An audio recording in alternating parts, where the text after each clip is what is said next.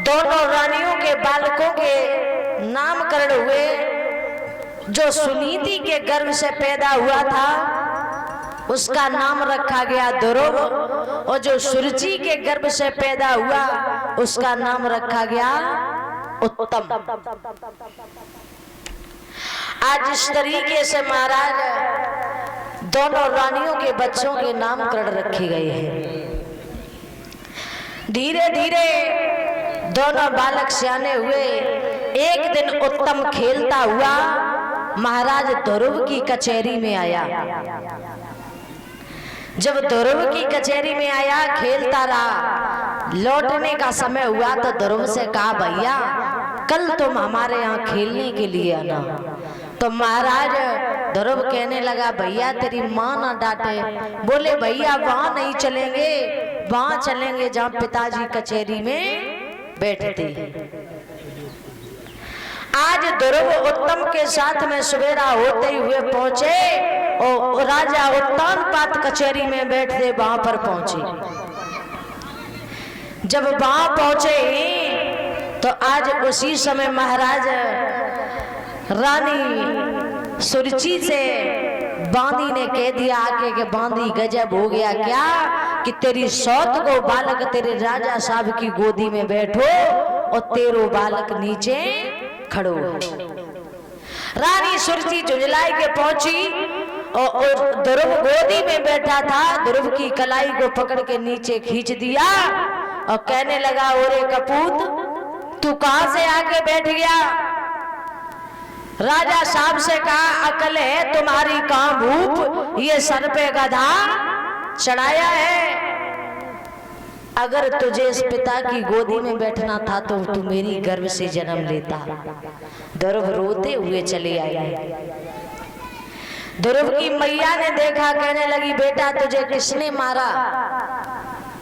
आज उसी समय महाराज ध्रुव रो करके कहने लगे, मैया मुझे मौसी ने मारा है, लेकिन मेरे पिता कहाँ हैं? मेरे पिता कुछ नहीं बोले।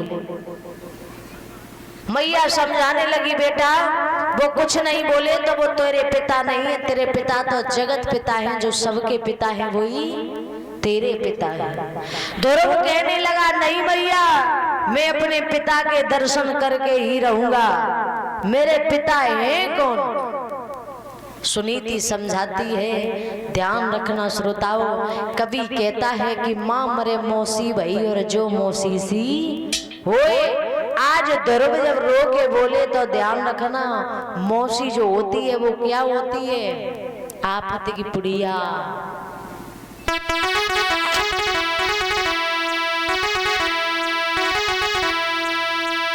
कि मौसी होती विष की बेल,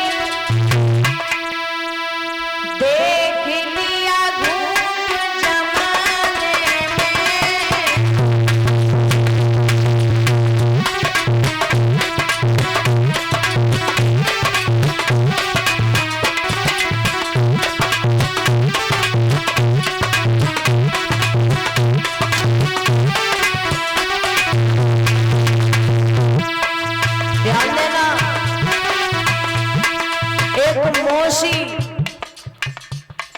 राम की हुई थी केकई।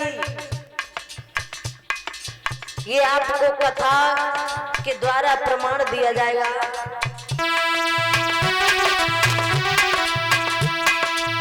राम को जाने सारा जमाना, के ना जब पिता का माना।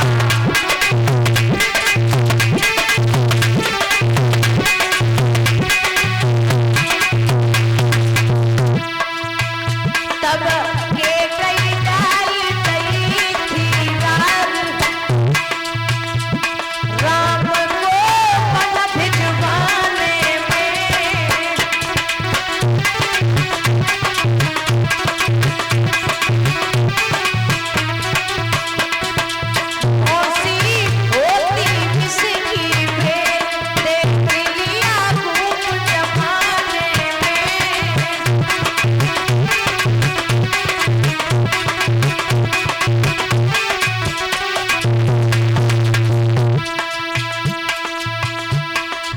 फूलन देव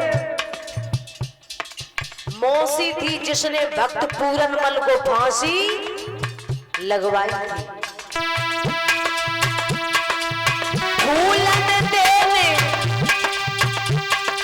गजब की ओ भारी शक्ति पूरनमल पे डाली।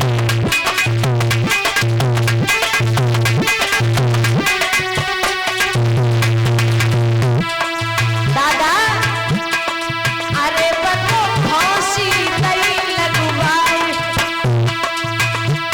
कसर का करी मरवाने।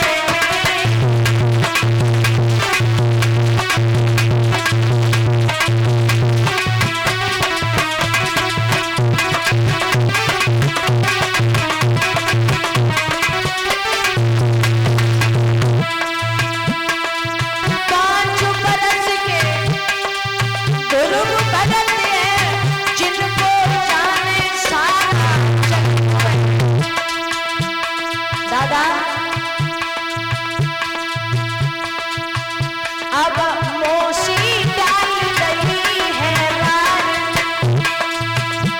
लाल को पल भिजवाने में।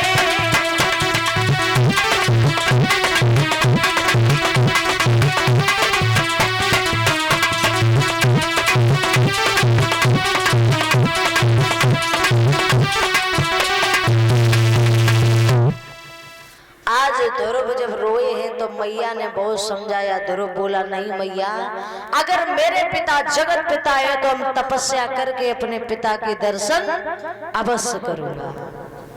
आज ध्रुव मैया से कह के और ध्रुव वन के लिए जा रहे हैं। रास्ते में पहुंचे तो नारद जी मिल गए। जब नारद जी मिले तो नारद जी बोले कौन हो तुम? ध्रुव कहने लगे मैं ध्रुव हूं, राजा उत्तानपाद का बेटा। इधर राजा उत्तानपाद को पता चला कि मेरा ध्रुव तपस्या के लिए जा रहा, तो ध्रुव ने मंत्री को भेजा, कहा है कि जाओ मेरे ध्रुव से कह देना कि तुम तपस्या के लिए नहीं जाओ, मैं उसे आधा राज दूंगा। ध्रुव ने कह दिया नहीं, लौट जाओ, अभी तो हमने तपस्या कर नहीं पाई, तब मुझे आधा राज्य मिल रहा, तपस्या कर लेंगे तो पता नहीं क्या क्या मिलेगा, कह देना मेरे पिता से मुझे नहीं चाहिए। नारद कहने लगे बेटा किस लिए आए हो? हम पिता से मिलने जा रहे हैं। मिलने जा रहे हैं जंगल में। अच्छा ये बताओ, हाँ जंगल में तुम्हें कोई शेर चीता खा जाएगा? कैसी बातें कर रहे हो तुम? बाबा है के और मरने से डरा रहे? अरे एक न एक दिन तो मरना ही है सबको, हमें डर नहीं लगता है। ध्रुव कहने लगे महात्मा जी मेरी मैया कहती है कि शेर चीता के अंदर भी भगवान रहते हैं। नारद जी कहने लगे वाह, पहली सिड्डी तो मजबूत है, और आगे देखें। नारद जी कहने लगे बेटा हाँ। दिन में भोजन कै बार करते हो? ध्रुव करने कहने लगे अगर मैया कराए दे तो कई बार कर ले, और माँ ना कराए तो एक बार नहीं। बोले तो वहां का तेरी मैया बैठी जो तुझे भोजन कराएगी? ध्रुव कहने लगे नारद जी मेरी मैया कहती है कि जब दांत नहीं तब दूध दियो, अब दांत है गई तो कुछ और दे। नारद कहने लगे वाह, दूसरी सीढ़ी भी मजबूत है। तीसरा प्रश्न किया, ये बताइए तुमने गुरु किए? ध्रुव कहने लगे नारद जी मेरी मैया कहती है कि जिसे नारद के दर्शन हो जाए उसे 100 में 100% पक्का भगवान के दर्शन हो जाए। नारद समझ गए वाह। नारद जी कहने लगे बेटा तो तुम तपस्या करोगे? ध्रुव बोला हाँ। ध्रुव से कहा कि जाओ स्नान करो जाके गंगा में, मैं तुम्हें एक मूल मंत्र देता हूं जिसका जाप करना। आज ध्रुव ने गंगा में स्नान करने के बाद में नारद के पास में आए तो नारद ने वो मूल मंत्र दिया है, ओम नमो भगवते वासुदेवाय नमः। ध्रुव ने इस मूल मंत्र का जाप किया। ध्रुव काफी देर तक दोनों पैर से तपस्या की। कई दिनों बाद एक पैर के अंगूठे के बल पर खड़े होकर के तपस्या की। आज देवी देवताएं बड़े खुश हो गए, तो कहा प्रभु अब तो चले जाओ, क्योंकि 5 वर्ष का बालक बहुत मुसीबत उठा रहा है। आज प्यारे प्रभु खुश होकर के रथ को लेकर के आए। ध्रुव के आगे खड़े हुए कहने लगे, बेटा ध्रुव, मैं तुम्हारी तपस्या से बहुत खुश हूं, आप वरदान मांग लो। ध्रुव कहने लगे, प्रभु मुझे कुछ नहीं चाहिए, क्योंकि मुझे तो आपके दर्शन की जरूरत थी। भगवान बोले, ध्रुव मांग लो। तो ध्रुव ने वरदान मांगा कि प्रभु जब जब हम आपको याद करें तब तब आप हमारे सामने आ जाया करना। प्रभु बोले, तथास्तु, ऐसा ही होगा। भगवान अंतर्ध्यान हो गए। ध्रुव लौट आए हैं, मौसी के दरवाजे पर आकर के आवाज लगाई है मौसी को। अपनी माँ से मिलने के लिए नहीं गए, क्यों कि अगर मौसी वो एक तमाचे को न मारती तो ध्रुव को भगवान के दर्शन नहीं होते। इसलिए ध्रुव अपनी माँ के पास में नहीं गए और मौसी के पास में पहुंचे। आवाज लगाई, मौसी दरवाजा खोलो, मैं आ गया हूँ। मौसी बेचारी शर्मिंदा होकर के बोली, अब हम कैसे दरवाजा खोले। आज उसी समय महाराज दरवाजा खोला तो ध्रुव अपनी मौसी के पैरों पर गिर गया। आज मौसी बड़ी खुशी के साथ में ध्रुव को बिठा के बोली, बेटा हमसे बहुत बड़ी भूल हो गई। इधर आज महाराज सुनीति को पता चला कि मेरा पुत्र ध्रुव मेरी सौत के यहाँ सुरुचि के यहाँ पर आ गया। मैया सुनीति भागती हुई सुरुचि के यहाँ पर आई है। आज सुरुचि ने अपनी बड़ी बहन सुनीति को बिठाया, बोली बहन मुझे माफ करना, मुझे से गलती हो गई, अब तो तुम मेरे दिल के तख्त पर भी बैठ सकती हो, हमसे बहुत बड़ी गलती हो गई। इस तरीके से महाराज ध्रुव वहां पहुंचे तो सुरुचि कहने लगी है, ध्रुव तपस्या तो तुमने करी, लेकिन मुझे विश्वास नहीं है कि तुमने भगवान के दर्शन किए। ध्रुव बोले, तो क्या करें मौसी, मुझे भी भगवान के दर्शन कराओ। आज उसी समय ध्रुव ने भगवान को ध्यान किया तो साक्षात भगवान आ गए और सुरुचि ने भी भगवान के दर्शन किए। बोलिए गोविंद भगवान की। दर्शन करने के बाद में सुरुचि भी खुश हुई है। आज महाराज भगवान ने, ध्रुव ने मैया सुरुचि, सुनीति, राजा उत्तानपाद को एक रथ में बिठा दिया। एक रथ में ध्रुव स्वयं बैठ गए और जब स्वर्ग लोक के लिए चले हैं तो रास्ते में जाकर के ध्रुव को घमंड आ गया है। भगवान समझ गए कि इसके अंदर घमंड आ गया।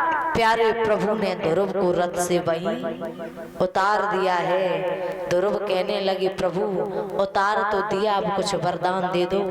तो वरदान दिया था कि जाओ ध्रुव, तुमने तपस्या की है तो मैं तुम्हें वरदान देता हूँ कि जब तक ये पृथ्वी आकाश रहेगा तब तक तुम्हारा नाम रहेगा।